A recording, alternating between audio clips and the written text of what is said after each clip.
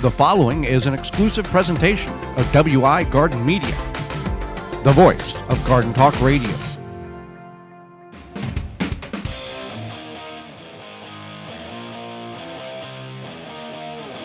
Coming up on the program today, it's all about building raised beds, what we would advise on how to do it so you can have the best success, as well as bringing birds into the garden. They're not bad. They're very important. We'll cover that topic, as well as Sean and Allison McManus. Authors will be with us and answering your garden questions, and it all starts right now.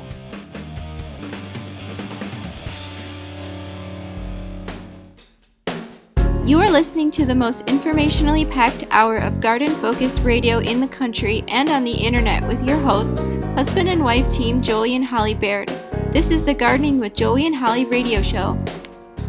Welcome to the Gardening with Joey and Holly radio show. Thank you for being part of the program today.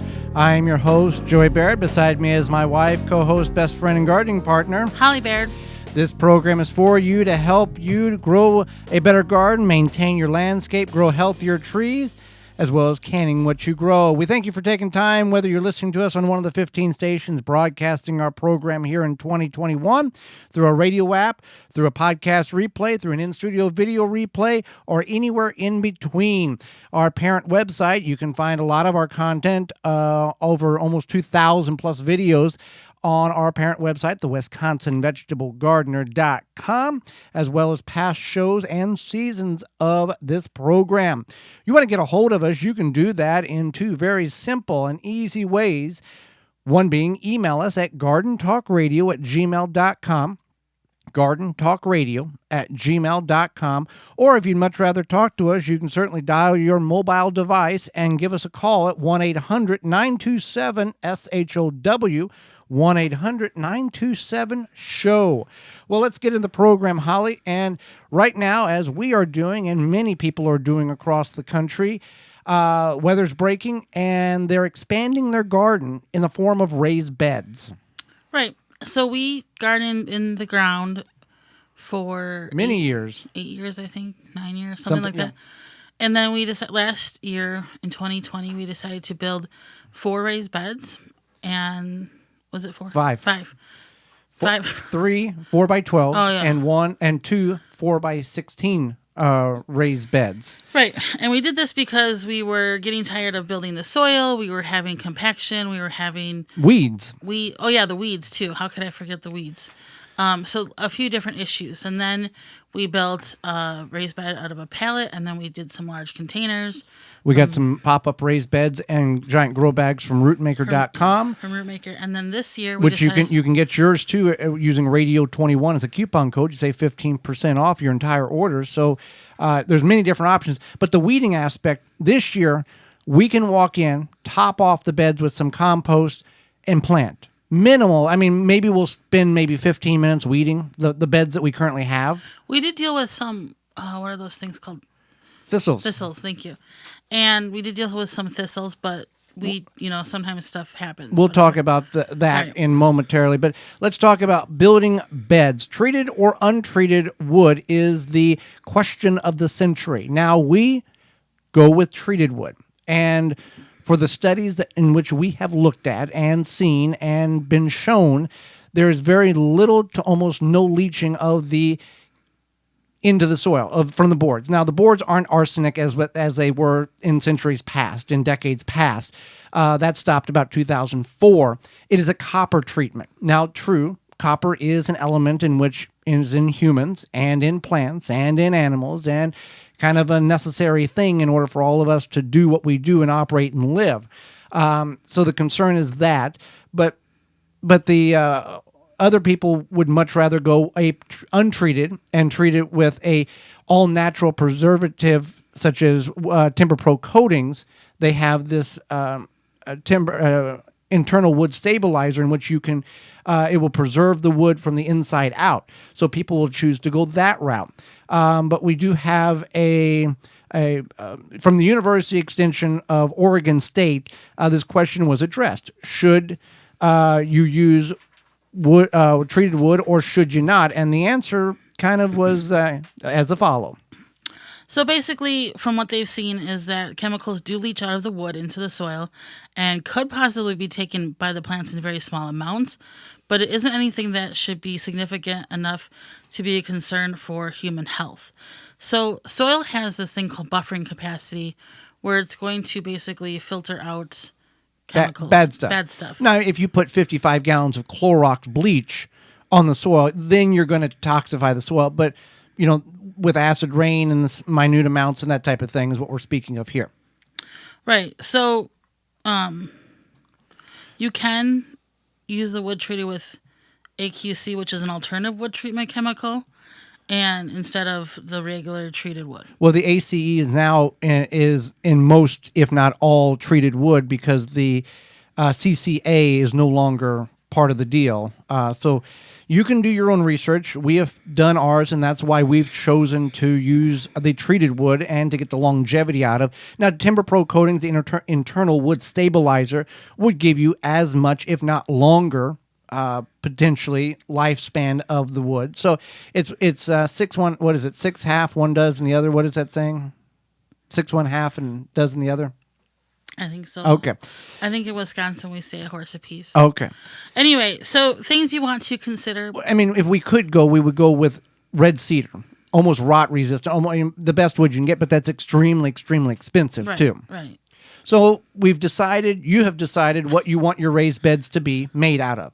So we need to talk about location, size, height, bottom. Do we put hardware cloth in it or not? We'll talk about that, as well as nails or screws. So let's talk about the location. Right. So this is something you want to consider. The sunlight, how the sun is, other plants, property lines, where you might have maybe you have a fruit area right now and you want to put vegetables next to it, but then you have to consider that fruit tree and the shade. You also need to call Digger's Hotline. I know you're not digging, quote unquote, but they're going to come on, they're going to mark any utilities, and you might find that you have a utility line that runs through the middle of your backyard, and at some point, the utility company might want to dig that up. Or need to. And then your raised bed, they don't care about your raised beds. So they don't care if you're growing tomatoes. Right. So you want to consider that. You want to consider what's in your backyard type of thing or under the soil.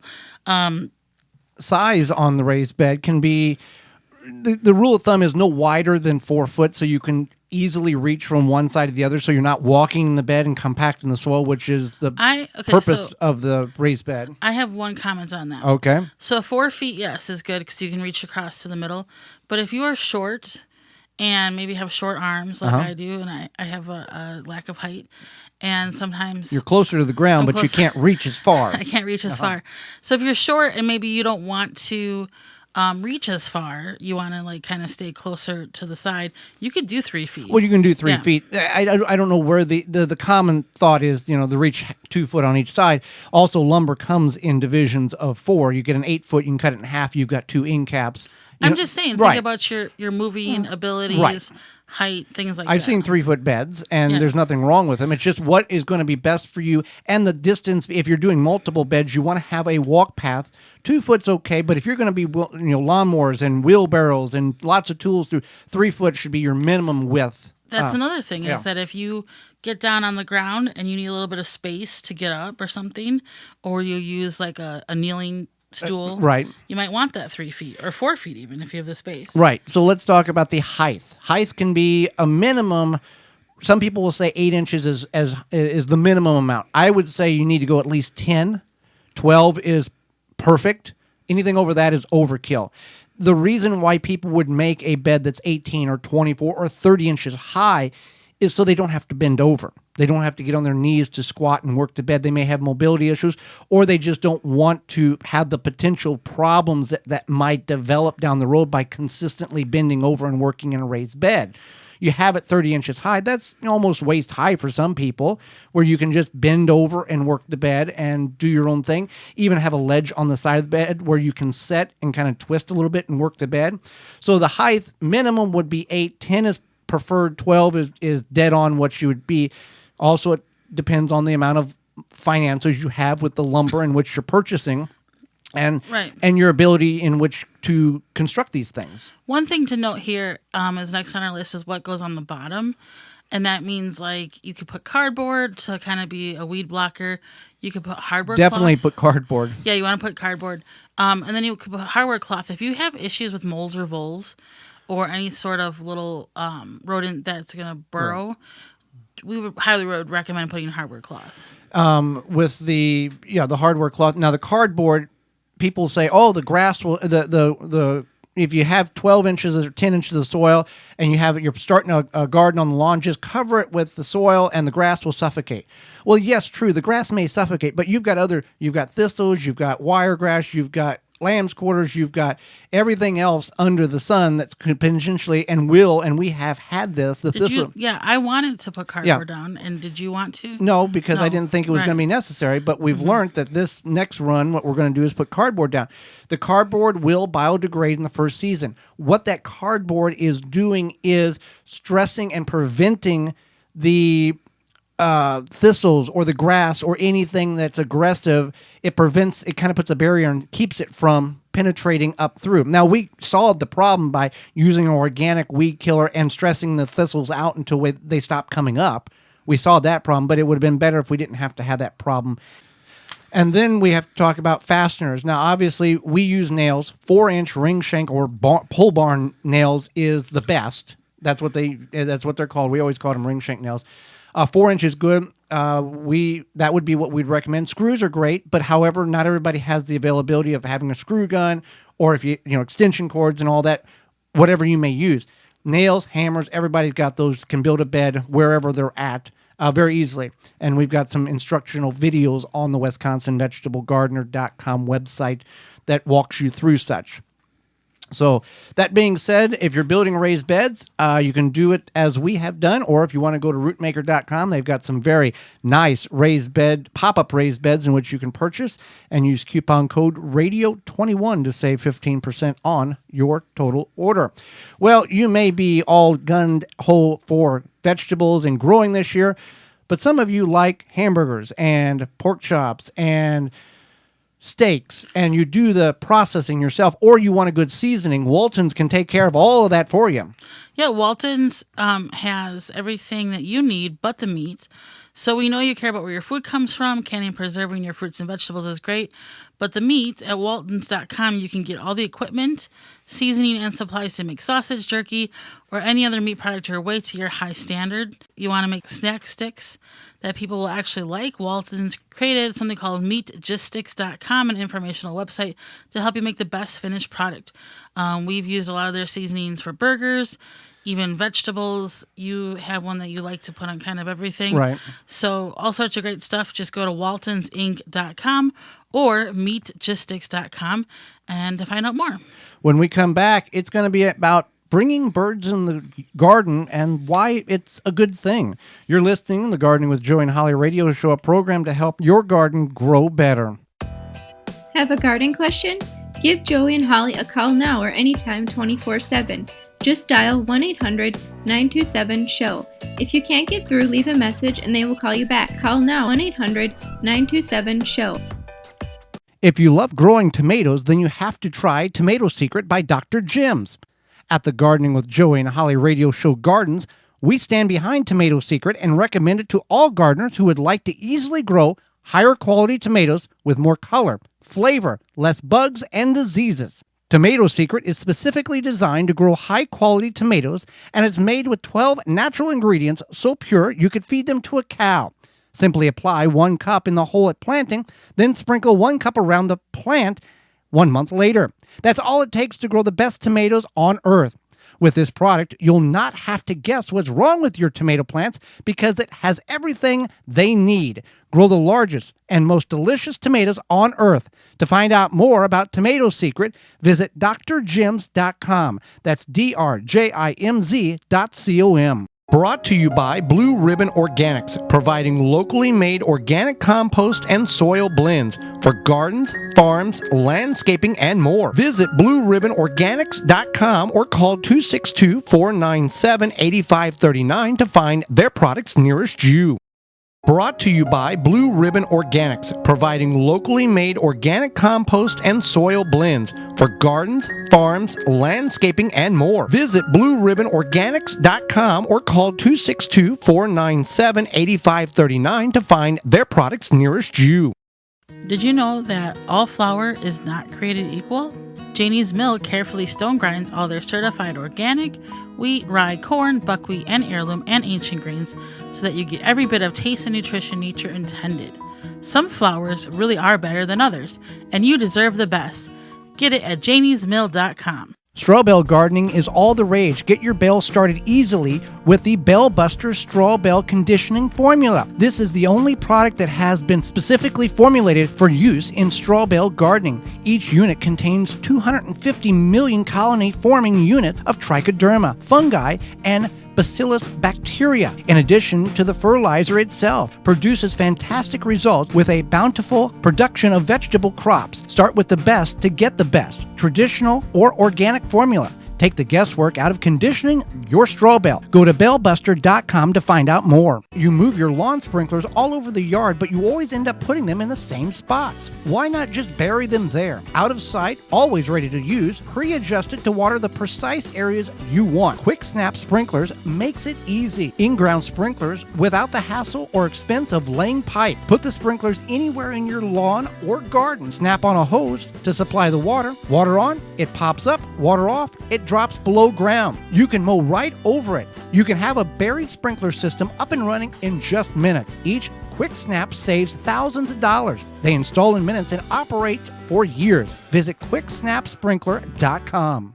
If you're sick of having a thin, poor-colored lawn despite all the fertilizing you do, you're not alone. The problem is the soil. It's compacted or clay-like, and basically there's not enough air in the root zone for healthy, vibrant growth. But this can be fixed a lot easier than you may think. Introducing Aerify Plus, liquid soil aerator. Aerify Plus from our friends at Nature's Lawn breaks up and revitalizes the soil, allowing life-giving air and nutrients to get to the roots of your lawn and your garden too. Garden Talk listeners, you can get 10% off Aerify Plus by going to natureslawn.com/garden talk. That's natureslawn.com/garden talk. We've been using a game-changing tool called SeedLinked to find and review our seeds this year.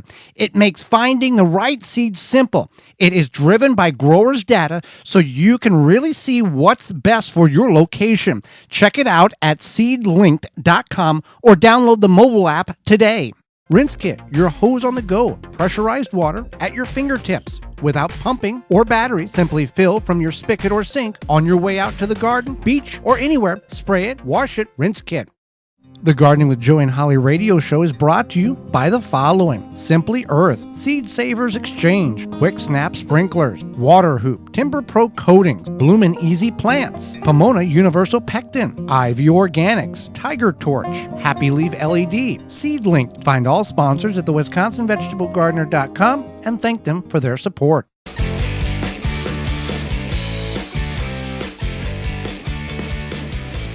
Welcome back to the Gardening with Joey and Holly radio show. Happy you're with us today. How do you water your vegetables, your trees, your shrubs? Are you using a tree diaper for that or the old-fashioned way? Before tree diaper, watering trees, shrubs, and bushes was not your favorite job on your property, let's be honest. But with tree diaper, it's not really a job. Tree diaper is a revolutionary watering system that slowly releases stored rainwater when plants need it. The tree diaper is filled with water from rain or when you water slowly and releases water over 3 weeks. No pipes, hoses, or electricity needed. Whether you're a first-time gardener or advanced, tree diaper will improve the way you water your plants. Every time it rains, tree diaper recharges. Made in the USA, check out all the sizes they have available. Visit treediaper.com. That's treediaper.com. Well, let's talk about birds in the garden. Birds are a very important process in having a good garden, and some people may be trying to get rid of the birds in their garden, and they don't understand the benefit that birds can provide for their garden. Right. Birds are very beneficial to the garden for many reasons, and many reasons people might not even know. I don't think a lot of people know that they can actually pollinate certain species of birds pollinate garden flowers. Right, and they can also help detour or reduce the amount of weeds in your garden because they eat the seed pods before the seed pods become mature and drop in the garden. There's many different birds in which one can get to come into their garden based on their geographical location. There's some ways in which to encourage the birds to make their garden a hub in which they pass through, or an environment in which they can A pit stop. or just hang out there, or create a habitat in which which they can live and raise their young. A happy home for the birds. Right. Yeah. So we, at the big garden, Holly's mom's backyard, we try to, and we're also incorporating this method in the front yard garden at our home, is bird feeders. Creating bird feeders of many different shapes, sizes, and types, because not one bird feeder fits all birds. We fill them with Wild Delight bird feed, which is the premium bird seed in which you can bird feed in which you can feed your birds, because it doesn't have any filler and it's everything that the birds want to eat. You'll notice if you have bird feeders, you have a lot of stuff kicked out on the ground. That's the birds picking through and finding the good stuff. Wild Delight, you don't have that issue with, because all the good stuff is in the bird feed. So we utilize bird feeders in order to do such. Now, in order to have bird feeders, you might want to incorporate a bird bath as well. Yeah, so a lot of times people might find that birds peck holes in their tomatoes or any sort of other juicy plant, fruit. And that's not because they're trying to eat the tomatoes, that's because they're looking for a water source. So bird baths help them have a water source, but then also it gives them a nice place to hang out, and on warm days, a cool place to hang out and benefits them. And a bird bath doesn't have to be what we traditionally think is one of these very fancy concrete baths that have multiple layers in the front yard. It's got a little fountain in it. They can be very, very simple. And what I mean by simple is if you have a child's sled, one of those plastic tub sleds, you could actually, it's one of the square ones. I don't know, they're about 3 inches high and about 4 foot long, 2 foot wide. You can fill that with rock, pebbles, and then fill that up and enough to where the birds can basically get halfway, have an area where they can physically get down in it and then walk back up out of it and stand on the rocks in order to give them water, give them a place to bathe. Now, true enough, you have to be concerned about the larvae of mosquitoes being in that area with the stagnant water. Now, if you have a fountain or some type of maneuvering of the water, the larvae of the mosquitoes do not necessarily are able to withstand that agitation, but it gives you something in order, one, to look at, two, attract the birds, water the birds, feed the birds, keep the birds in the garden. Now, birds are very beneficial in the garden because they're not just coming to feast off your Wild Delight bird feed in your bird feeder. They're coming because there's a lot of insects in your garden, in the shrubs, in the trees, in the plants around your garden. Right. And that's exactly why they are showing up. So another thing you can do is you can plant native trees and shrubs, and that will help provide some things that bird feeders or bird houses or bird baths, well, not necessarily bird baths, but they can't replicate that. So if you're not sure what native plants are good for the birds in your area, you can reach out to your local university extension. You can go to your local garden center, and they will be able to help you with that. And if you don't have that native area, the reason why it would be important is because it gives the birds a place of security. They can sit back in that shrubbery and then look at the area, make sure there's no predators, then go out and feed, go out and get water, go back to that shrubbery if that doesn't already exist. Now let's talk about the juicy bugs and how we have benefited by utilizing tuna cans on top of wooden posts in our tomato patches, Holly, to reduce and give us more tomatoes. Right. So what we do is we take our bird seed, and we put it in our bird we put it in our bird feeders that we made from tuna cans and posts. And what happens is it attracts the birds. We put it right by the tomato plants. In the patch. Yeah, in the patch. And it attracts the birds to it. And then they see birds, know how to look for their food. And they see those tomato hornworms and they're like, well, this bird seed's good, but that's a delicious meaty meal. And then they get those tomato hornworms that we can't necessarily see. And this has worked for, 5 years now. Yeah.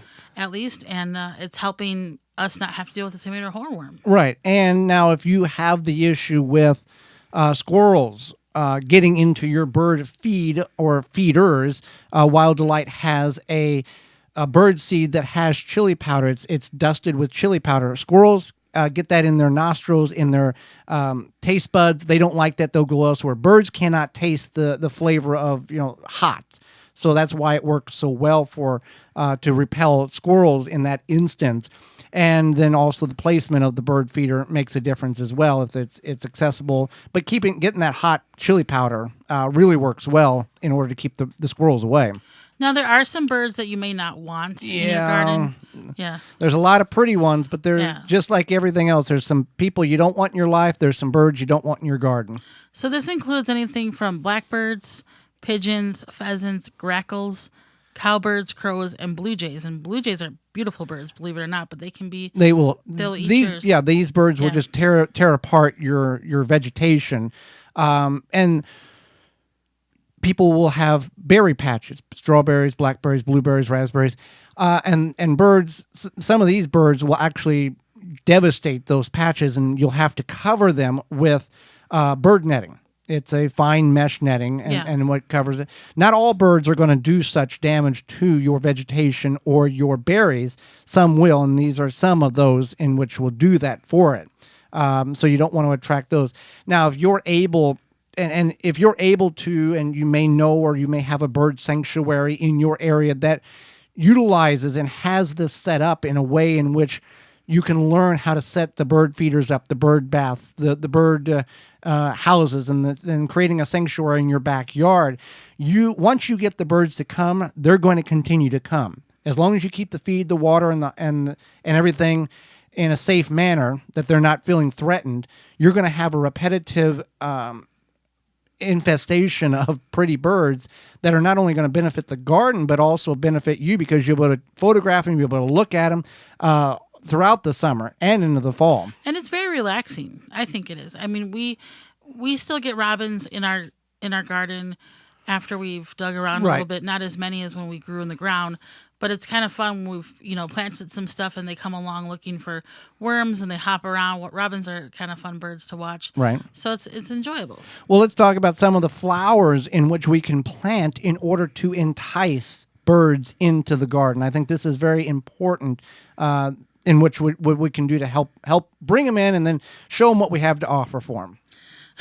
Sure. So they like a number of flowers, and that includes petunias, dahlias, coral bells, geraniums, iris, trumpet vines, honeysuckle, columbine, azalea, flowering tobacco, bee balm, sage, lily, rhododendrons, and lavender.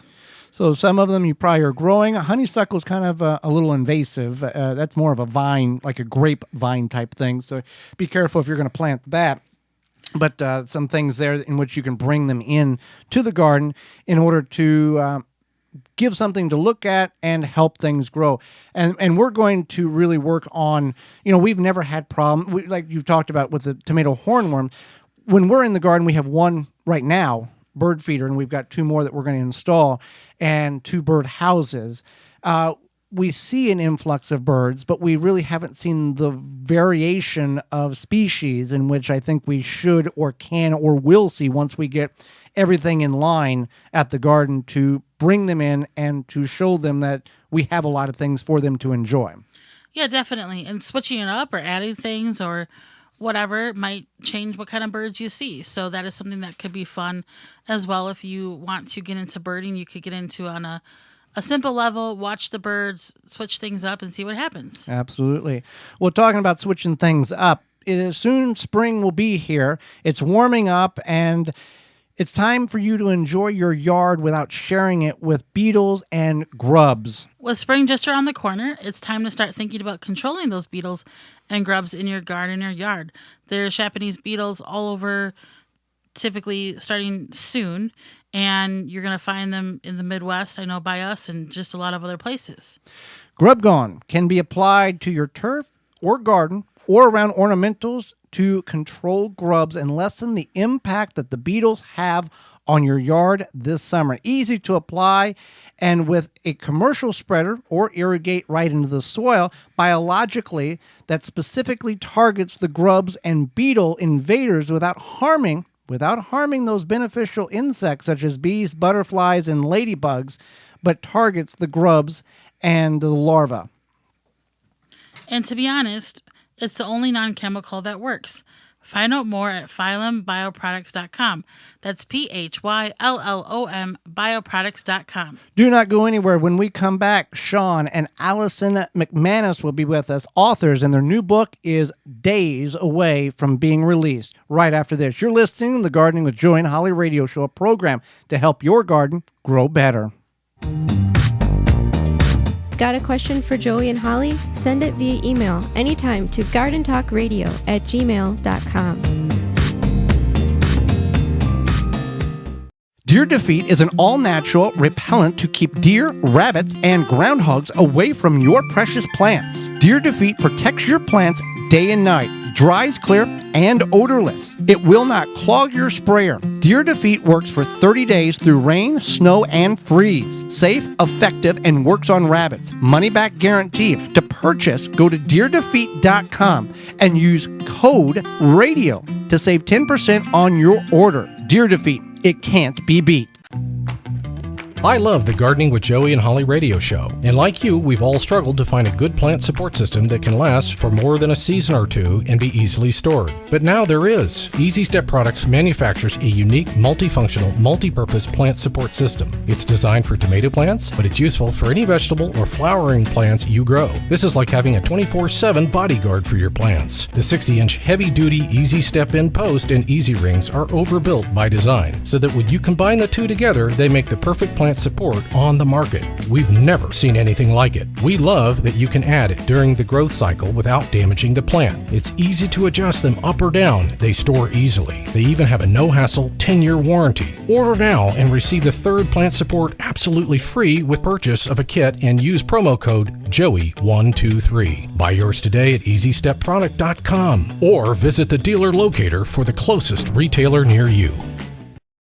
Gardening is the #1 hobby and birding is the #2 hobby nationwide. They go hand in hand. Birds help gardens grow by eating bad bugs. Reward them with Wild Delights premium quality mixes. Wild Delights premium mixes are made with tasty nuts and berries and not just filler food like Milo and cracked corn. Feed the birds the nutrition they need. This keeps your feathered friends coming back year after year for your visual delight and for the happiness of your garden. Keep your feeders full all year round with Wild Delight premium bird food. Find out more at wilddelight.com. The #1 key to healthy, productive plants are the roots. Starting from seed to full-grown plants, rootmaker.com has the answer.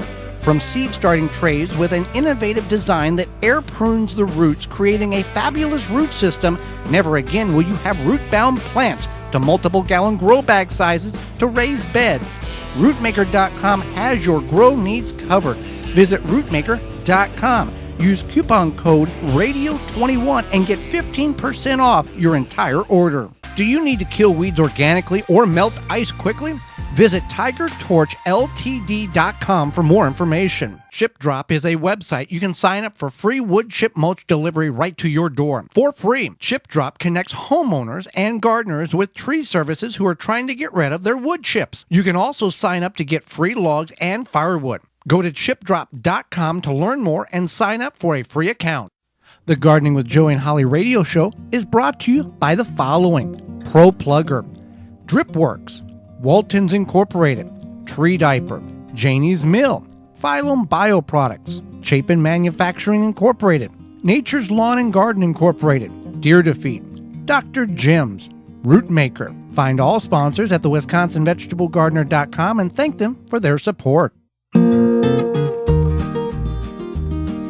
Welcome back to the Gardening with Joe and Holly radio show. Thank you for being with us today. Sean and Allison McManus, moments away. But first, do you have problems with ants in your home? I know we might have some in our garden, but in our home that's unacceptable. And Rescue has a ant bait that can get rid of the ants in your home so you can live in peace.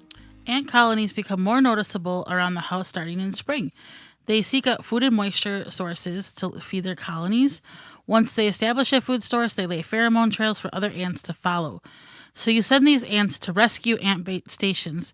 Ants will transport the bait back to the colony, killing the ants at the source. Ants look for sugars to feed their workers and protein to feed the queen and larvae. Rescue ant baits use both protein and sugar for a faster and more complete colony kill. Unlike other ant baits that leak and spill on your floor, rescue ant baits are spill-proof and mess-free. They're also child-resistant and safe to use around the home. Better bait, no mess, and child-resistant. Rescue ant baits have it all. Like all rescue products, their ant baits are made in the USA. Rescue.com for where to buy. Holly, let's go to the hotline and bring our guest in for this week. Sean and Allison McManus are passionate gardeners. They have a blog, podcast, YouTube channel, and are authors of the upcoming book, The First Time Gardener, Growing Plants and Flowers, which will be out April 13th. Welcome to the program. Hi. Nice to be here, guys. We're happy to be here with you guys. Well, thank you for taking time out of your schedule to join Holly, myself, and all of our listeners on our stations. Well, you know, your passion, let's just get into the conversation here, because you are passionate about first-time gardeners, and boy, did you hit the right mark when you decided to take that with the situation that we're in. There are a lot of first-time gardeners last year and transitioning into this year. Why first-time gardeners? And then what is something that you really wish that you would have knew as a first-time gardener that would have made things a lot easier for you? And either one of you or both of you can address that.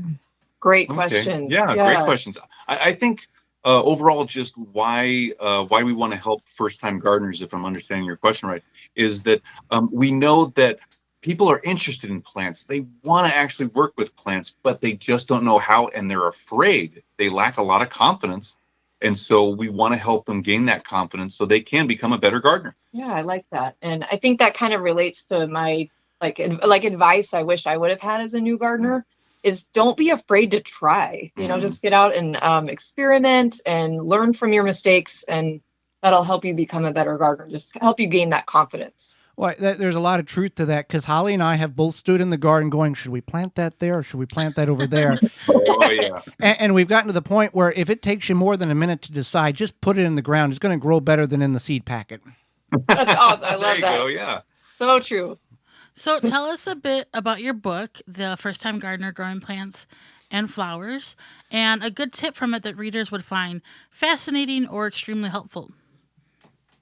Okay, yeah. So our new book, The First Time Gardener, Growing Plants and Flowers, we came at it from an angle from the total beginner's point of view. Like they literally, they like plants, they like to interact with them, but they know almost nothing about them. So we went at it from that angle and thought, you know, maybe we need to talk about first what plants are, and then what they need to survive and how they grow, and all the different kinds of plants out there. And then we methodically move through and talk about, what a gardener, any new gardener out there has out in their garden, and how to look at it from a new perspective. And then from that perspective and taking inventory of what they already have to now what they can really add new to their garden and how they can change it and figure out their why and their goals, and then basically move through into planting plants and then really into maintaining them through the next year and into the future. Yeah. And I think that, you know, the concern that I have is you've seen the influx and the numbers of new gardeners that are coming to their backyard for the very first time because of the pandemic. Right. The concern that I have is they may watch a YouTube video and they go, well, them people, or watch on TV, well, those people have a 300 or 400 or 5,000 square foot garden. Let's put the whole backyard in a garden. And they don't have that understanding or that land management, and they get very overwhelmed and they're like, this is not what we want to do, and we're quitting. Yeah, exactly. I know that's a really good point. And we wanted to come at this book from like, don't be scared kind of point of view, and just, I don't know, just kind of like Sean explained, running them through it's kind of how Sean and I approach every project. We're kind of nerdy, and we just want to make sure that people don't get overwhelmed. Yeah, we don't want them to give up. We want them to continue forward, try. If they fail, that's okay. Try again. Yeah, exactly. And we were taught very early on from Sean and Coronata that you're not a good gardener unless you've killed at least 1,000 plants. So true. Now, looking at your website, we can tell the proper garden tools are important for all gardeners at whatever level. If you could recommend 3 basic tools for all gardeners to have in their garden shed or their garden toolbox, what would those be and why? Gosh, this is a great question because there's so many tools, right? It's hard to narrow down. Definitely a set of really good hand pruners, or not. I mean, they don't even have to be like amazing, just some type of hand pruners, because you can perform so many tasks with just those tools. What else, Sean? What would you say? Yeah, I'd say with that, an actual stirrup or hula hoe, because not only do they help you weed really fast, they can also help you scrape concrete or other hard surfaces, loosen up gravel. They can also help you even move around materials, like even mulch, to just move around a little bit here and there, and they're a great tool. I know, that's a good point. I think probably the third then would be, what do you think? Probably a hand trowel. Yep. I think that's a really versatile, useful tool for any beginning gardener. Now, I like that. Now, would for a new time gardener, would you recommend them to dig in the ground or a raised bed or a container or dabble in all 3? Probably all 3, depending on what their interest is. It just depends on what they want to do and what their goal is. I mean, a hula hoe wouldn't be very useful for a container garden, but it could, I guess. Yeah. And it really comes down to the financial level and the investment in which one new gardener wants to make or feels that they can safely make to get a return on that investment too. Totally. Yeah. Totally. Oh yeah. Totally. So we are talking with Sean and Allison McManus, the new authors of First Time Gardener, Growing Plants and Flowers. Many new gardeners are starting seeds for the first or second time this year. How is it best for them to determine when to transplant their seedlings? It's a great question. And yeah, it can be tough. We've had that question a lot. Yeah. So how we approach it, we approach it in like a priority list, and there's 3 things. The first thing we look for is the first true leaves of that plant, not the very first leaves that come up out of the ground, which is something that every gardener needs to know about, is that those aren't the first true leaves. The next set of leaves that the plant produces after what's called the cotyledons or cotyledons, those are the first true leaves of the plant, and that's a good sign to start thinking about transplanting your seedlings. Another thing to look for, actually, the second one to look for after that is, are the roots actually growing out of the pot or the pony pack or whatever you bought them in or sowed the seeds in? Are the roots literally growing out of that and trying to seek new soil and moisture and nutrients and air? And then the third thing would be that the seedlings are actually crowding each other. It's getting too thick and they're having to compete, and they're stretching and they're shading each other. So that's how we approach when we need to transplant seedlings. Well, I want to bring up the term hardening off for you, Sean and Allison, because a lot of people, they don't know what that is. They've started the plants underneath their grow lights, and it's like, okay, it's a nice day, let's go bring them out and plant them. They plant them, and 2 hours later, they're killed over and they're dead because they didn't harden them off. So if you can explain to our listeners what that term is and how one should go about doing it for the best success.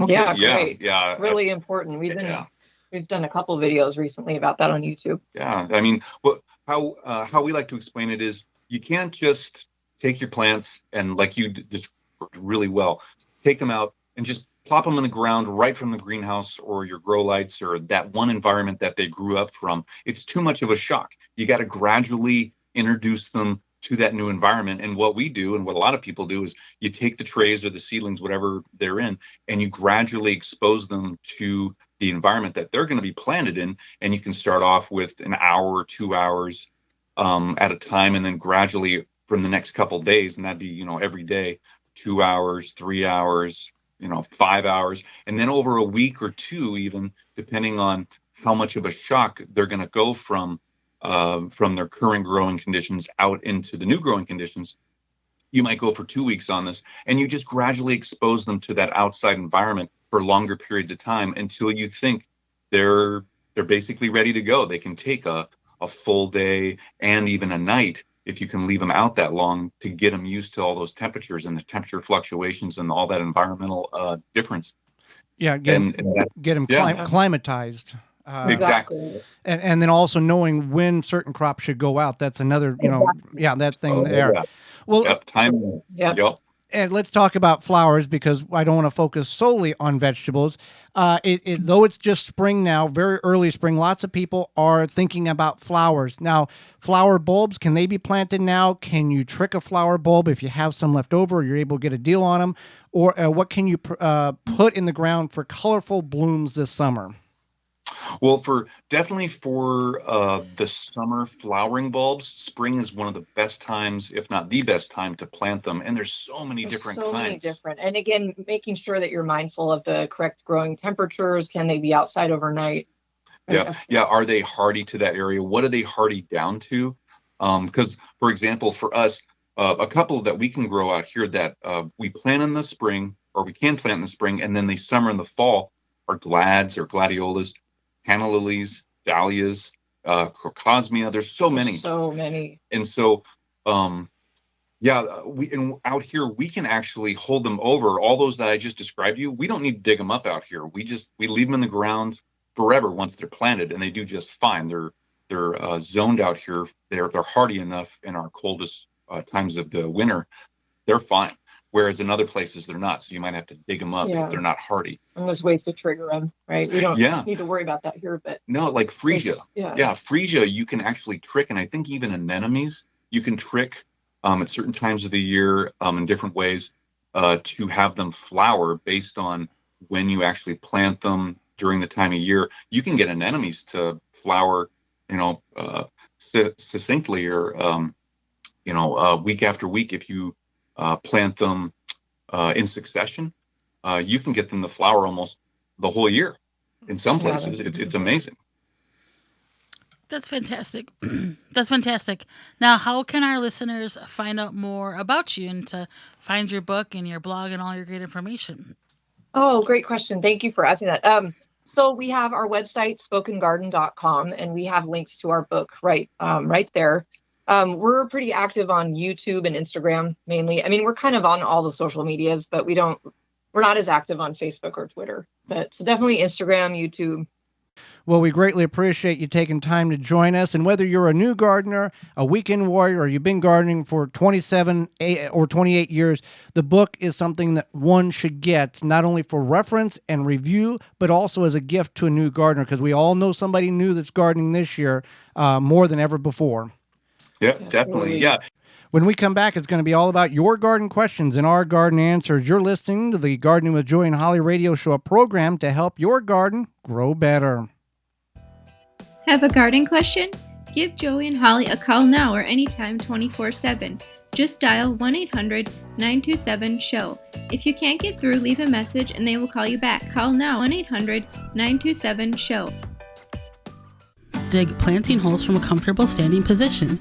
Step, twist, pull, and plant. Visit ProPlugger.com. Protect your plants against damage with a 3-in-1 plant guard and special blend fertilizer.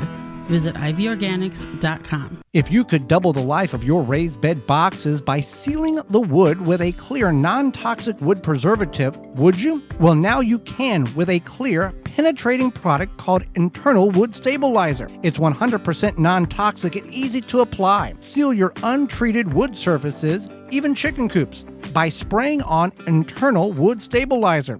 It's invisible, seals the wood from the inside out, and never wears off. Recommended by organic gardening experts, Internal Wood Stabilizer. Check it out at timberprocoatingsusa.com.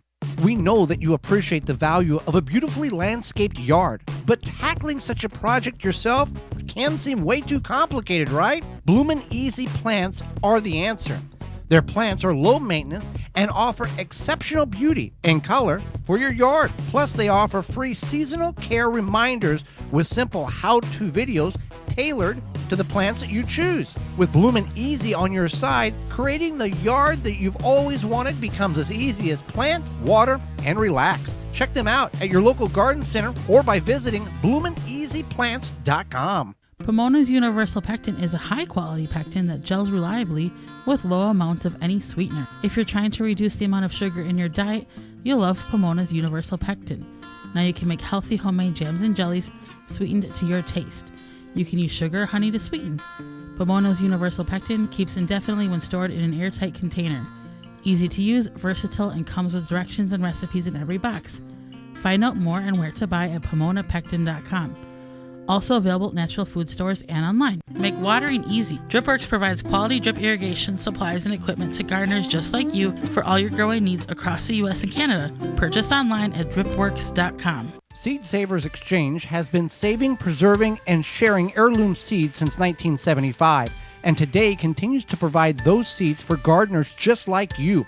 They have over 600 varieties. Visit seedsavers.org to request a free catalog or to purchase seeds online for this year's growing season. That's seedsavers.org. This week's garden tip is brought to you by Yard Glider, the cart without wheels, loads without lifting, hauls more, dumps faster, built to last, and built for hard work. Perfect for homeowners, arborists, hunters, landscapers. Pull it behind an ATV, a lawnmower, or pull it yourself. Multiple sizes available at yardglider.com. That's yardglider.com. Soil temperature is the key. Do not be eager to plant too soon. Check the soil temperature a few inches below the soil level where the roots or the seeds will be placed at. Use a digital meat thermometer to get the best results. If the soil temperature is right for the crop you are planting and the long-range forecast is at or above that current soil temperature that you're needing, you're ready to plant. This week's garden tip was brought to you by Yard Glider, the cart without wheels, loads without lifting, hauls more, dumps faster, built to last, and built for hard work. Perfect for homeowners, arborists, hunters, landscapers. Pull it behind an ATV, a lawnmower, or pull it yourself.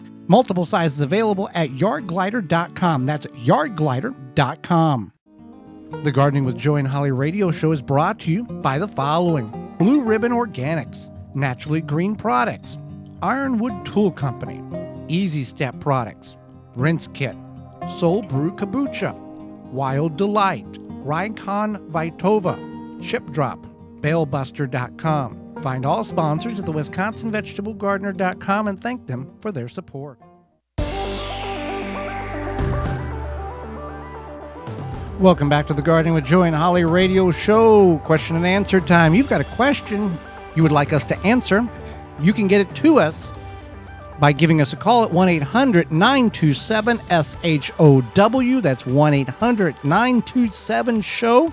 Or if you're not the phone type, you can send us an email at gardentalkradio@gmail.com. That's gardentalkradio@gmail.com.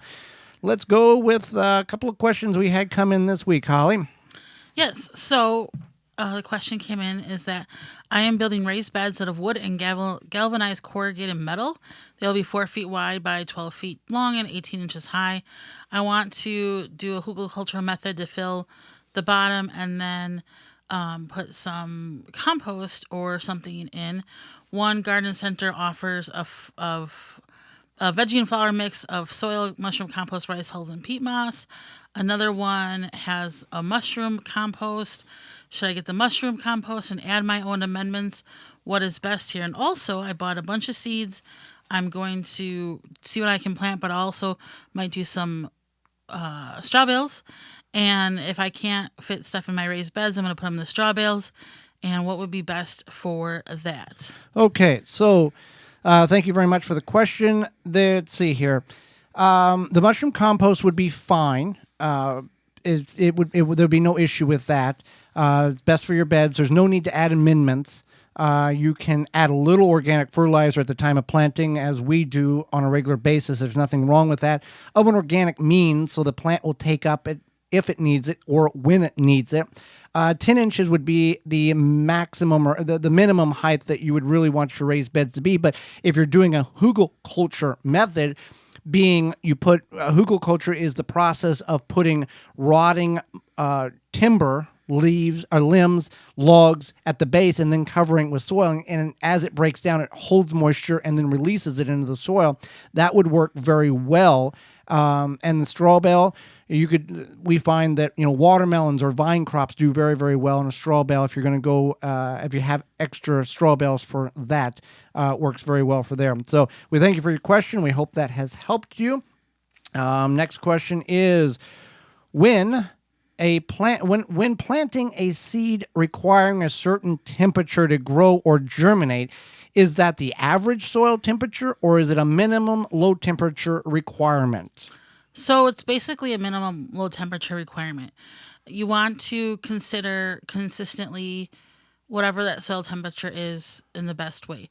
So like today, maybe it might be warm enough where your soil temperature might be that soil temperature, say it's supposed to be like 40 degrees soil temperature, and it was 60 degrees during the day, you might have 40 degrees soil temperature if it's been consistently warm. But if you look at your long range forecast and your temperature out around you is going to drop 20 degrees, you're not necessarily going to have that 40 degree soil temperature for a long term. So you want to wait until the weather becomes more consistent to allow that soil temperature to also stay consistent. Let's take peas, for example. Between 40 degrees Fahrenheit and 70 degrees Fahrenheit is when they germinate.